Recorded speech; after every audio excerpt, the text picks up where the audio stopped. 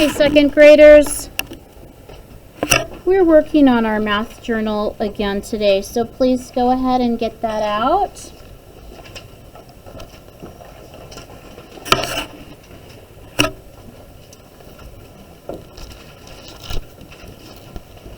And you are going to be looking at page 47 today. So write a 47 at the bottom.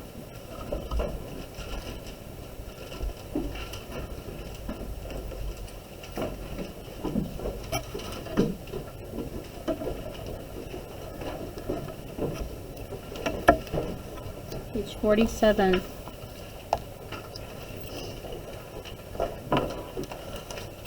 We've talked about pennies, nickels, dimes, and quarters. So now it's time for us to talk about dollars. So today you're going to need page 492, and you should have already completed this side. You should have already done 491 and 492. Okay. And you're going to need two cards. You're going to need the card that says decimal point. Okay. So the card that says decimal point. And you're going to need the card that says dollar sign. So decimal point and dollar sign. And today, of course, we're talking about dollars.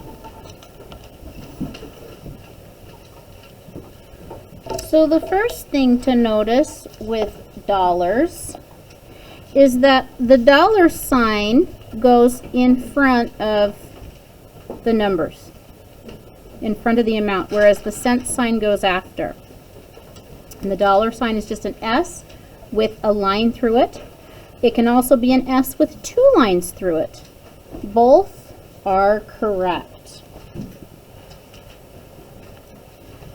So take your dollar sign card. I'm just going to use two little dots of glue like that. That's all that you need. If you've got glue oozing out, you're using too much. So stick that right on there.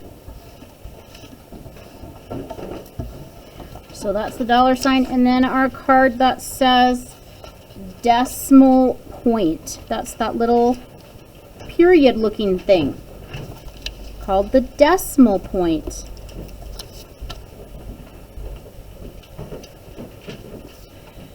So put two little drops of glue on there. That's all you need.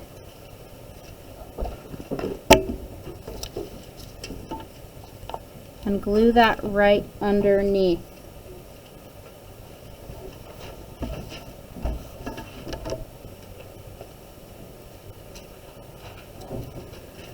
Over here, next to decimal point, we're just going to write that the decimal point says and. Okay, in this case we don't have any cents, so we would just say this is $1. But if we did have some cents here, we'd say $1 and 37 cents. The decimal point says and. So let's write that down. The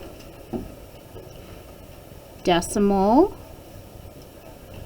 point says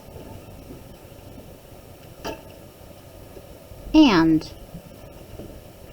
Put that in quotes. The decimal point says and. And another purpose of the decimal point is that it separates the dollars from the cents. So we have the dollars here, and then we have our cents here. And this is actually what we call the tenths place, where we are going to put our dimes. And this is the hundredths place, where we put our pennies. So we're going to write the decimal point separates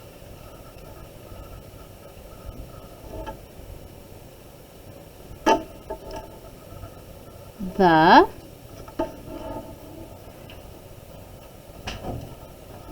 dollars from the cents. And then you need a period.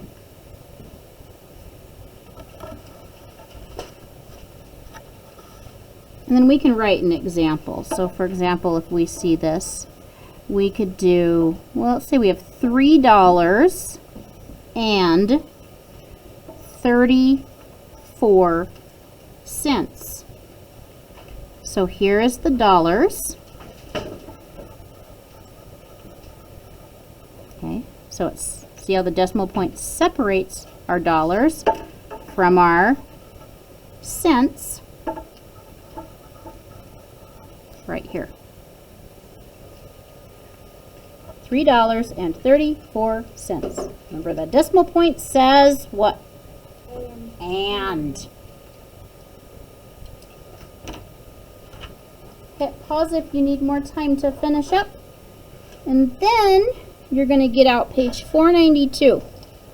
And you're going to cut out this model and draw. Again, this is 492.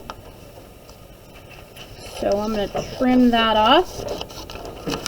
Now look, see, I've got way too much sticking out. If you've got anything sticking out, you need to trim it up.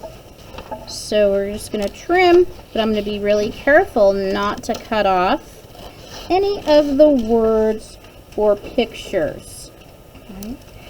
You don't need the model and draw thing. You can cut those words off. You don't need it. You can cut them off if you want to, but don't cut off anything else.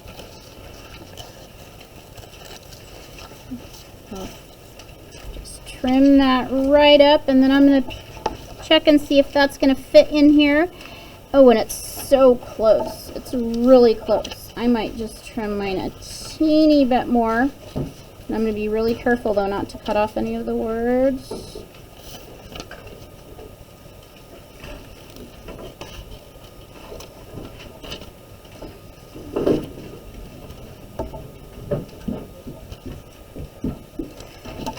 And we're going to glue that in on the page that's right next to 47 here.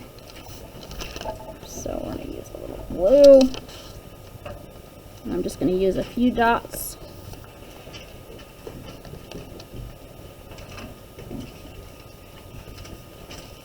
Okay.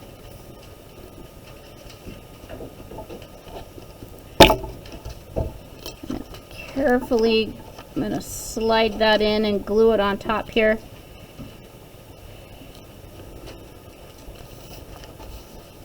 And what this page just basically says the same thing, that the decimal point separates the dollars from the cents. And that a dollar has the same value as 100 cents. So here is 100 pennies in an array. This would be a 10 by 10 array because it has 10 rows and there are 10 pennies in each row to make $1.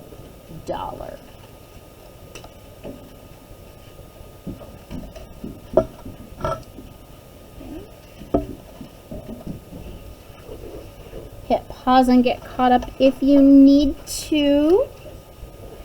Thank you for working hard. I hope you have a great day.